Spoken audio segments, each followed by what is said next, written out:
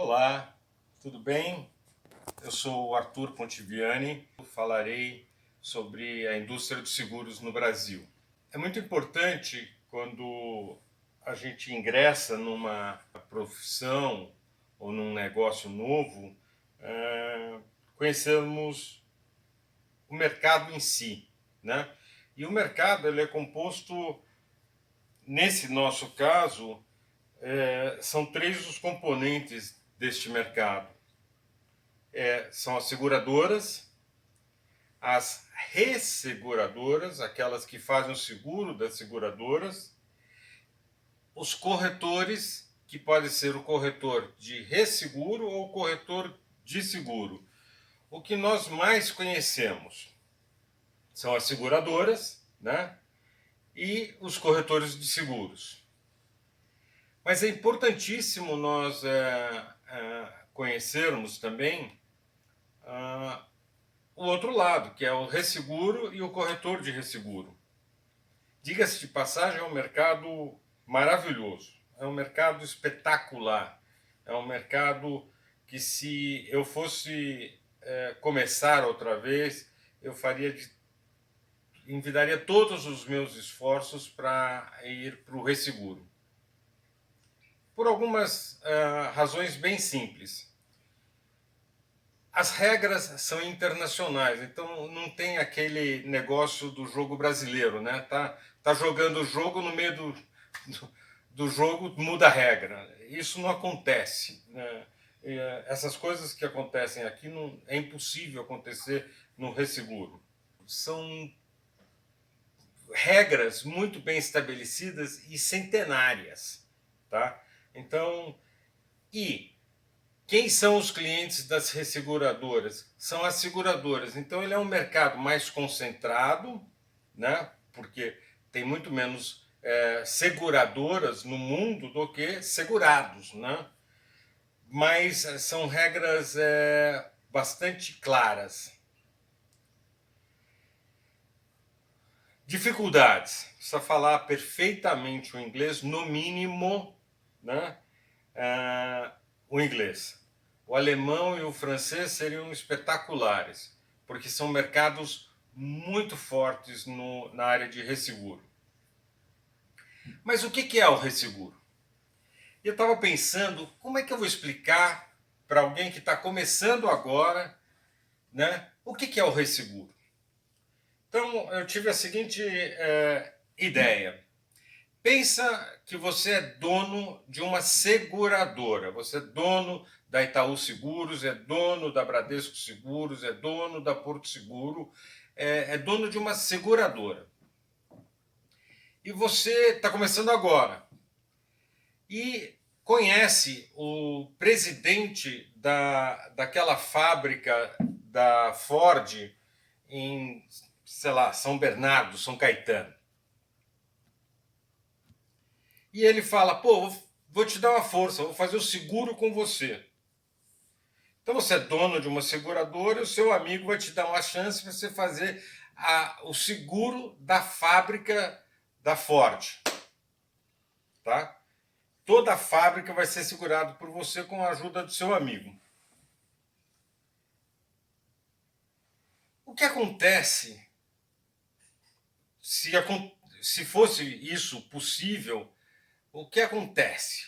Pô, você vai ficar numa alegria medonha, né? Pulando de alegria pela grana que vai entrar do seguro da fábrica. Mas você está começando. Cara, você fez o seguro da fábrica e ela pegou fogo. Pô, imaginou? Você ganhou lá um monte de dinheiro, mas a fábrica pegou fogo. Se você, dono da seguradora, não comprou um seguro para se proteger, você quebraria. Imaginou indenizar, pagar o sinistro de uma fábrica inteirinha que queimou? Né? Então, o resseguro é exatamente o seguro da seguradora, o seguro do seguro. Então, a outra versão. Você está começando agora, é dono de uma seguradora, um amigo seu te dá a chance de fazer o seguro da fábrica da Ford, você, antes de fechar o seguro, você liga para uma resseguradora e fala, olha, eu quero contratar o seguro para minha carteira de property, tá? Que dentro da carteira de property tem a fábrica, né? A unidade da fábrica. E aí você paga para o ressegurador, compra a apólice, você paga para ele, com uma parte daquele dinheiro que você ganhou do seguro, ou que vai ganhar do seguro, você gastou para se proteger. Pegou fogo. Você vai passar a mão no telefone e ligar para o seu segurador, que é o ressegurador, falar, pô, pegou fogo aqui na fábrica do meu amigo, cara. Você precisa me mandar a grana para eu poder pagar ele. Então, é o seguro é o seguro da seguradora, tá certo? No Brasil, até anos atrás, o resseguro era só era possível ser feito pelo Instituto de Resseguros do Brasil, o tal do IRB, tá? Que deu até um escândalo agora de problema contábil, enfim. Então, todos os seguros vendidos pelas seguradoras, tá? Eram ressegurados, ou seja, todas as seguradoras buscavam o IRB, as suas apólices de proteção de resseguro, tá? Isso naquela época foi muito bom para o mercado, para a indústria, muito bom, porque o seguro ele é massificar, o sucesso, o segredo do seguro é a massificação. E aí, como o IRB chegava, pegava todos os seguros que tinha no país, todos, ia para Londres e chegava com aquela mala cheia de seguro e falava, eu quero ressegurar isso daqui.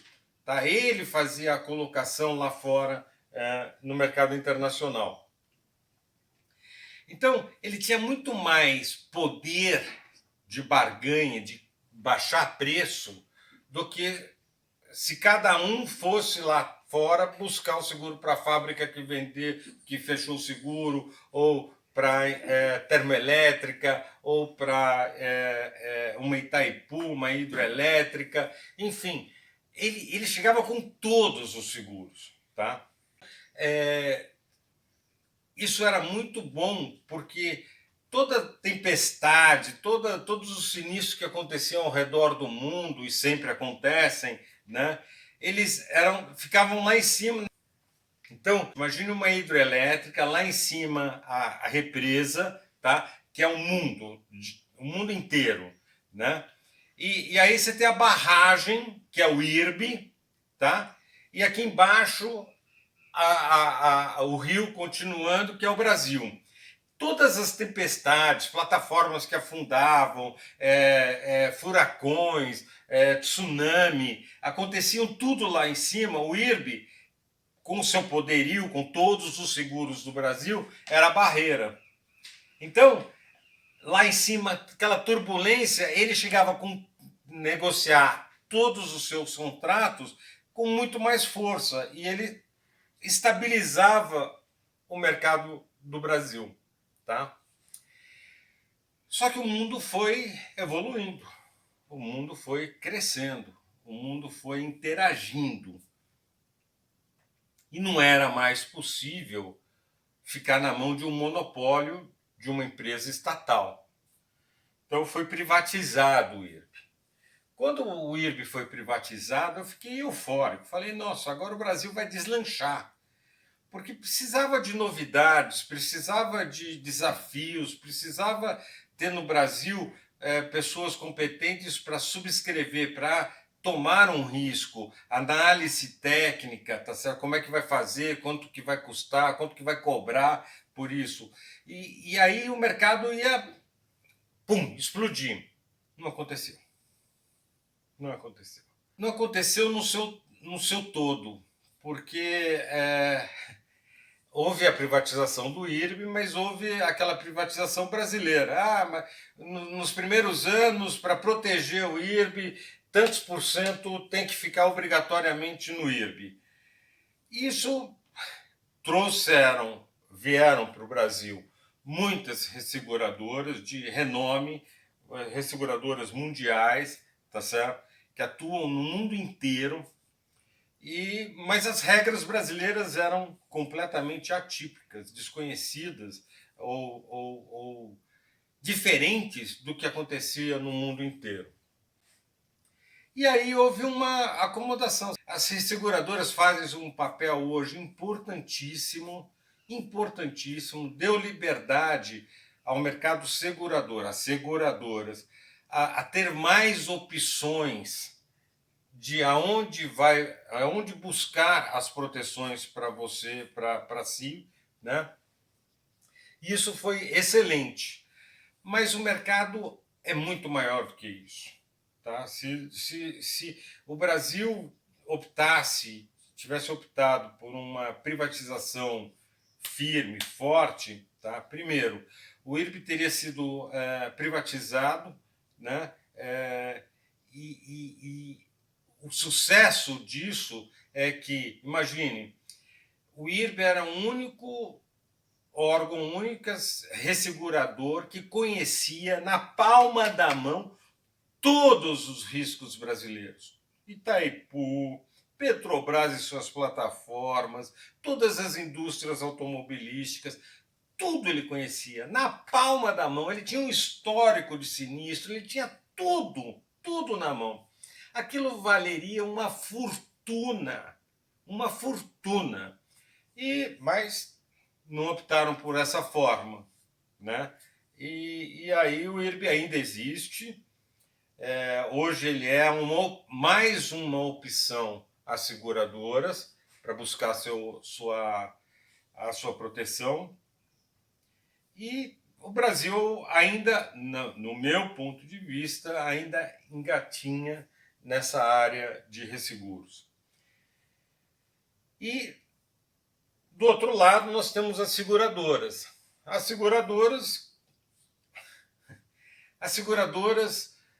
no Brasil, tem um grande número delas, hoje, que são independentes. Elas não são ligadas ou não são vinculadas à instituição financeira bancária nenhuma.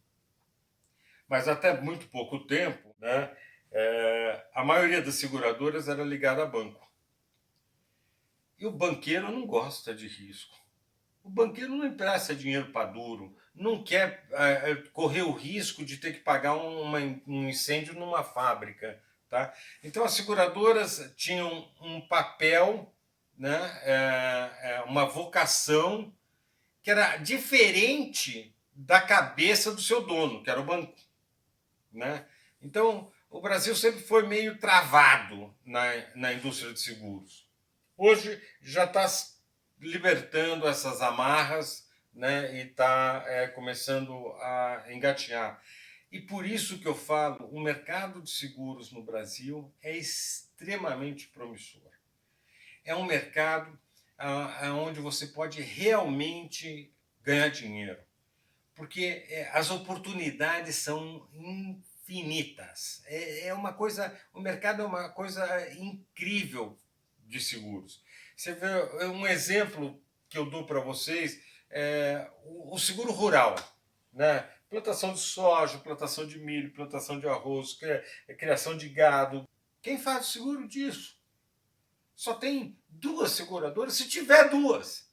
E assim mesmo com restrições absurdas. Tá certo? Então, por que isso? Porque não tem volume.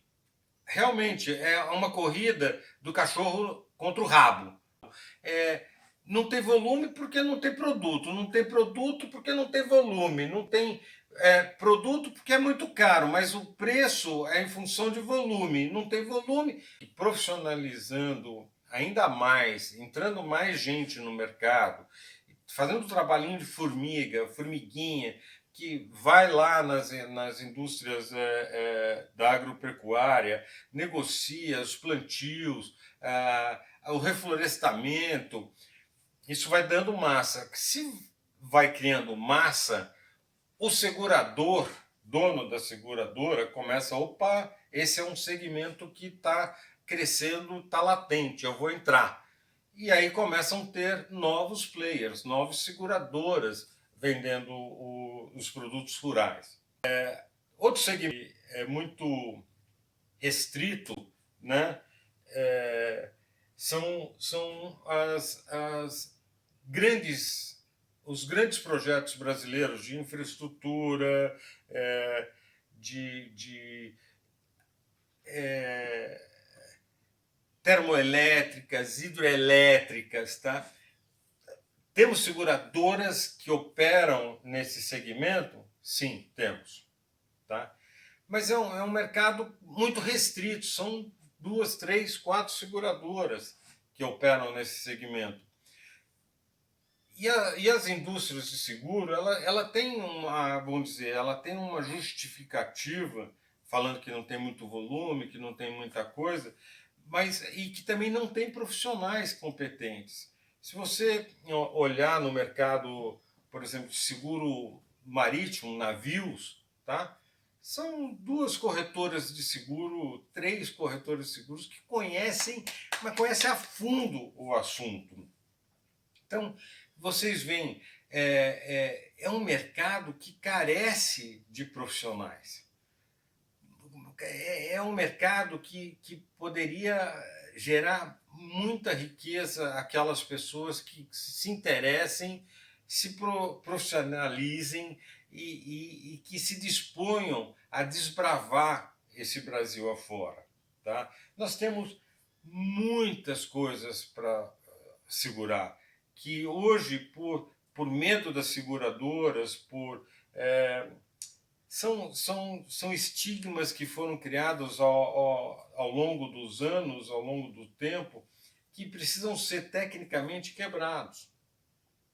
No Rio de Janeiro, por exemplo, a gente tem um bairro conhecido como Saara, e pouquíssimas seguradoras no passado faziam seguro do Saara, de lojas no Saara, de comércio no Saara, porque eles alegavam que os prédios eram muito antigos, eram prédios tombados. Primeiro, não existe mais que meia dúzia de edifícios tombados no Saara. Tá?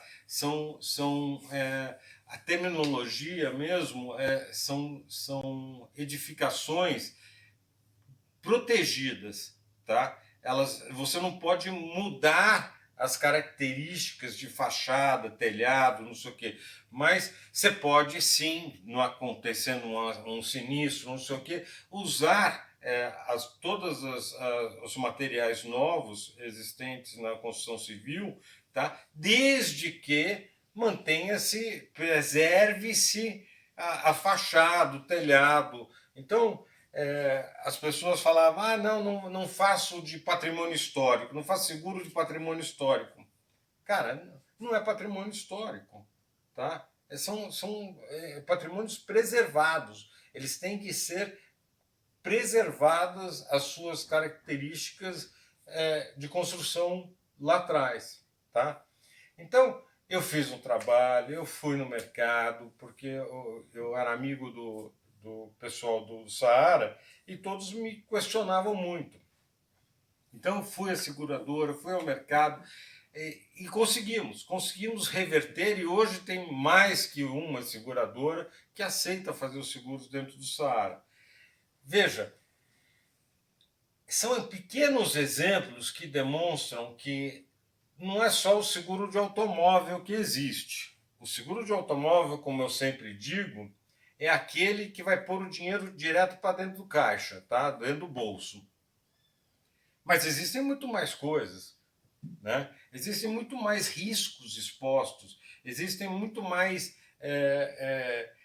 exposições que podem ser transferidas à indústria do seguro.